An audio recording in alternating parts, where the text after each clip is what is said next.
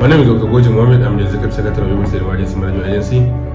When we received the prediction for rainfall and seasonal prediction from NIMED and other relevant agencies, His Excellency, the Executive Governor of Yobe State, Mai Mala Buni, directed SEMA and other sister agencies to be proactive in the event of any coming flood or disaster in 2022.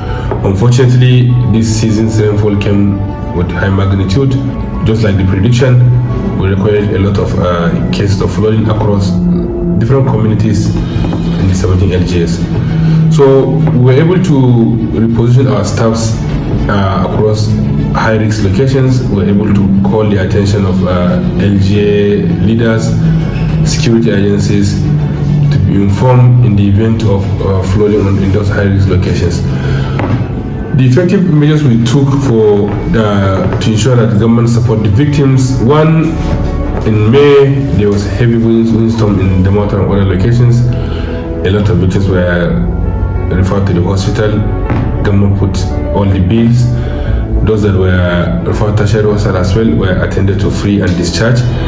But then the key measure on ground is after flooding or any disaster, we give priority to victims that need medical attention, then followed by those that need evacuation and shelter, and then later we look at victims that need to put food on their tables, but they cannot do so because their houses have been blown off and they don't have anywhere to stay, talk less of going out and to work and come back and feed their families.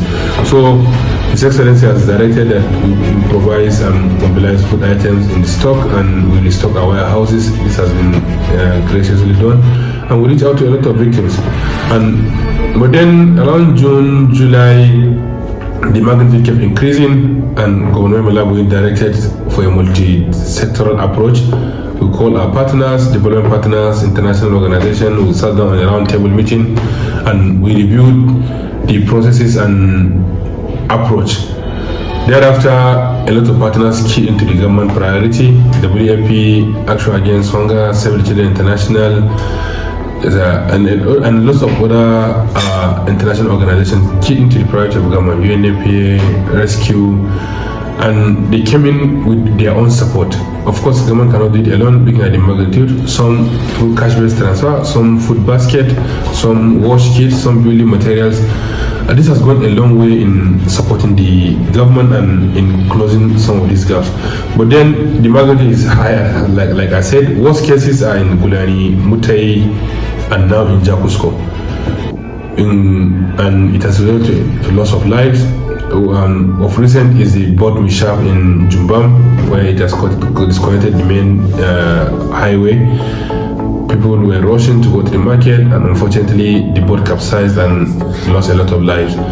And thereafter, His Excellency immediately went on assessment. Despite the challenges in accessibility of road, His Excellency mobilized a helicopter and he went around all the high-risk locations.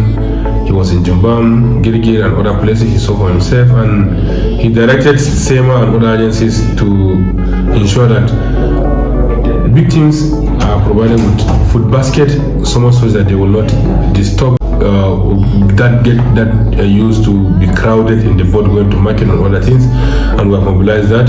And he directed the Ministry of Works to ensure that alternative routes have been provided so that people will not be at risk to be using boat and can reduce the casualty or the incidence of accidents using the boat. So these are some of the measures that have been taken in place, and above all, their coordination is ongoing with partners. We tell them locations, we give them our priorities, and they key in. Of recent, our major concern is Jakusko, is the worst hit now, and unfortunately, the flow of water kept increasing by day.